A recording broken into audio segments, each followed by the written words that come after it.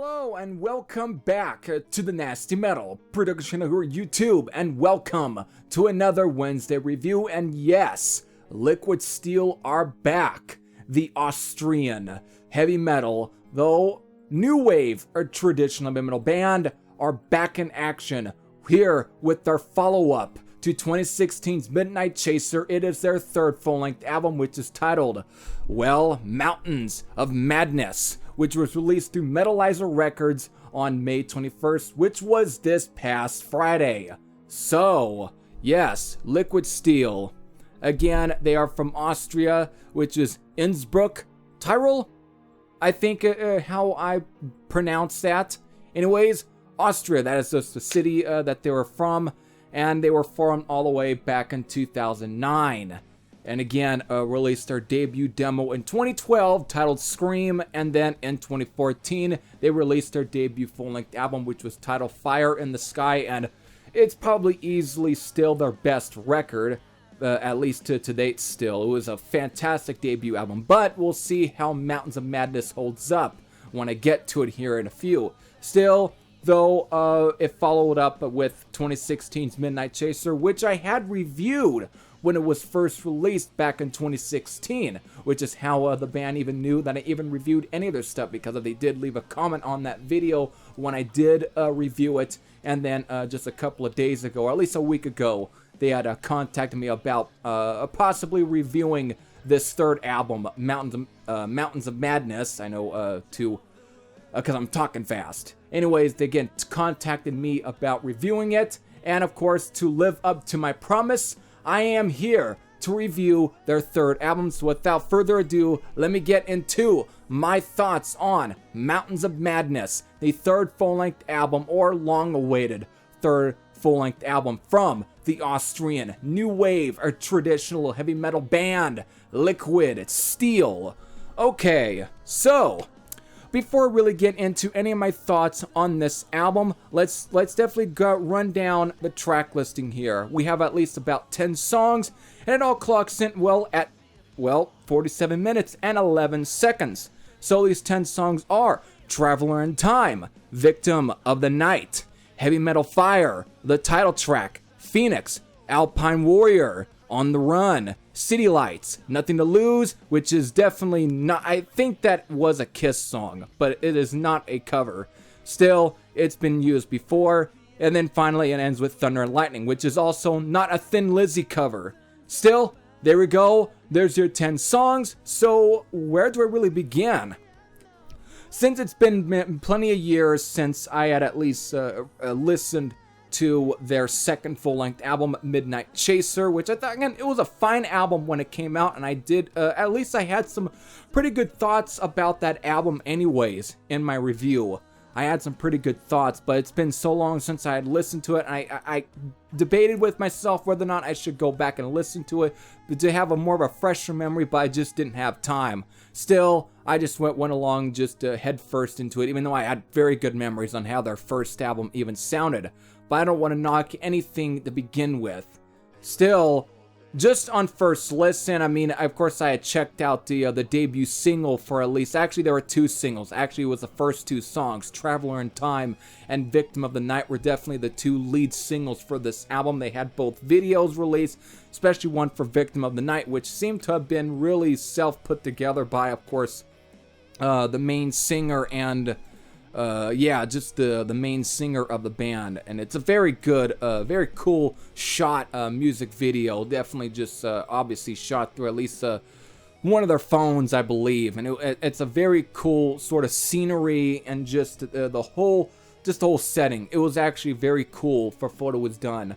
Still, and it's a very cool track. Again, they definitely know how to hit this album off, because it kicks off with 3 straight up energetic, very hooky and catchy tracks. Again, they all have that sort of anthemic feel, very typical though at times of the new wave for traditional heavy metal movement, but these guys seem to do it pretty good with the sort of formula that, again, bands like either Enforce or so on definitely for sure just molded and they definitely do a great job, and they're both really cool tracks. Again, Traveler in Time is a fucking kick-ass track.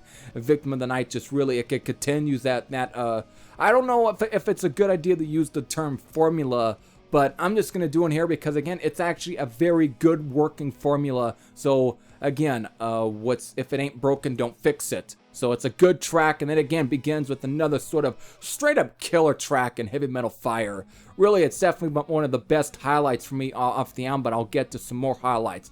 But again, it just kicks off with 3 straight up kick-ass tracks.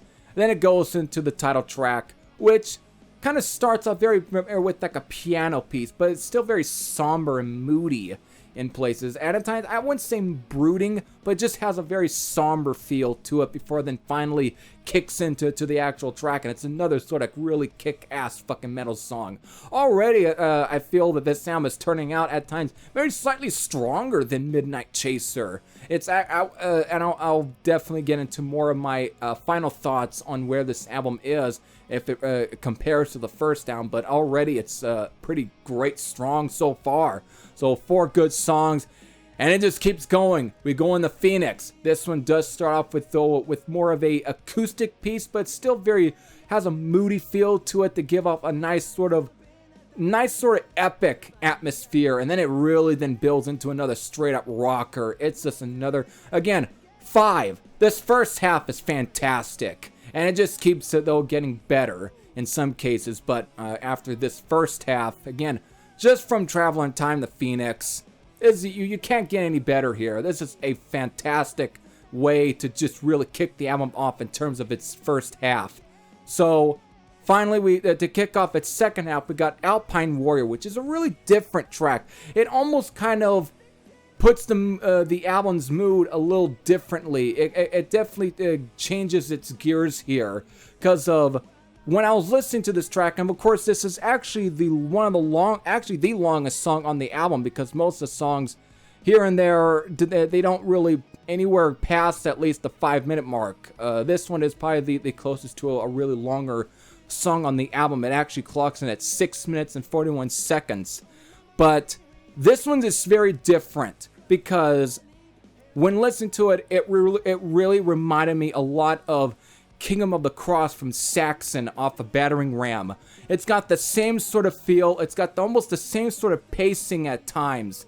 It's got that sort of almost word-spoken stuff going on, like almost like if the narrator is telling a story, but in the background, in terms of musically, it's got a bit of a nice sort of almost galloping feel going on to it. It's still very musically, but it just, again, with the very sort of cool narration going on to it. And then when it hits the chorus, it gets to at least the singer really singing the chorus and whatnot. But it goes back. It's very similar to Kingdom of the Cross off of Battering Ram by Saxon. It's got the same sort of feel, though maybe at times, I don't know which track I like better. I don't know if Liquid Steel did it better than Saxon. Again, Saxon have been around for a long time.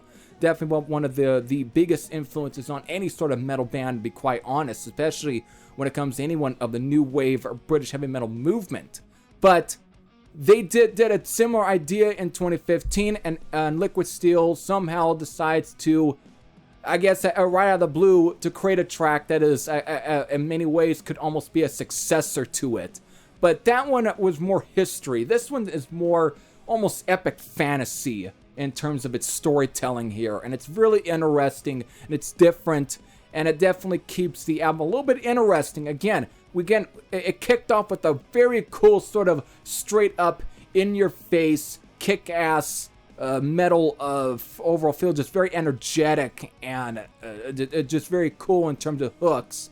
This one, it's not even trying to be on hooks, but it still has a memorable chorus, and it still is memorable. So it's a really cool way.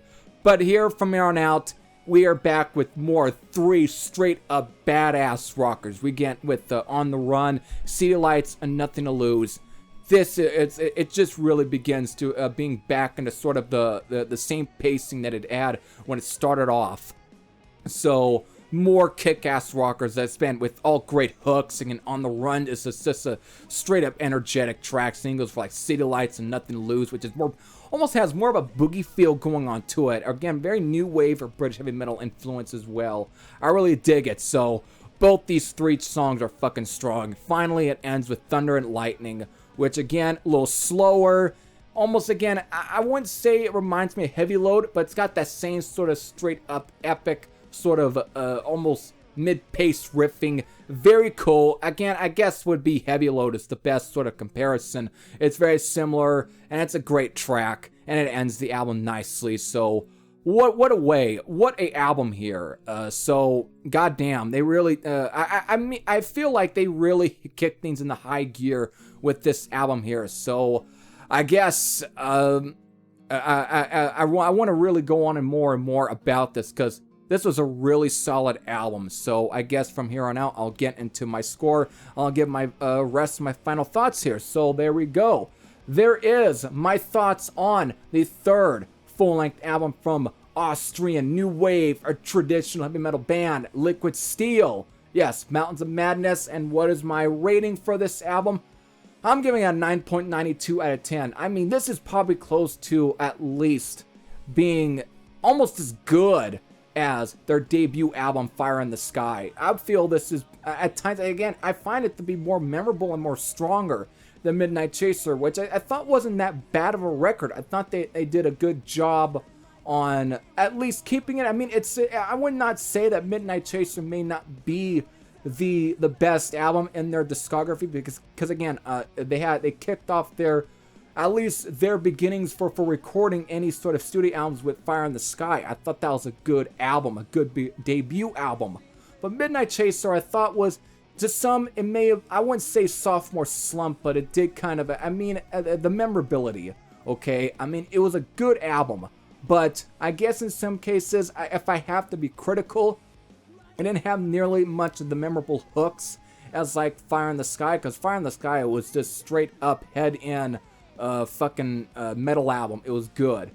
But with this one, Mountains of Madness, wow, this is back on track. This is at times I feel is stronger than Midnight Chaser. This is really a fucking good album, and I think that they all did a good job. I guess since 2016 on giving us sort of a break on recording albums, I think was probably a good idea, because it really rejuvenated those juices in terms of really when it comes to writing and creativity. I think it really must have been really good, what I'm trying to say here, because they came back with a really strong album. So although it's tough, I still love their debut album, but this is, I would say, to me personally, is probably almost just as good. This is a really good album. So if this sounds like an album you really want to check out, because again, if you like the sort of new wave or traditional heavy metal stuff, or just modern heavy metal or modern traditional metal stuff that tries and definitely has that sort of real feel of the 80s material,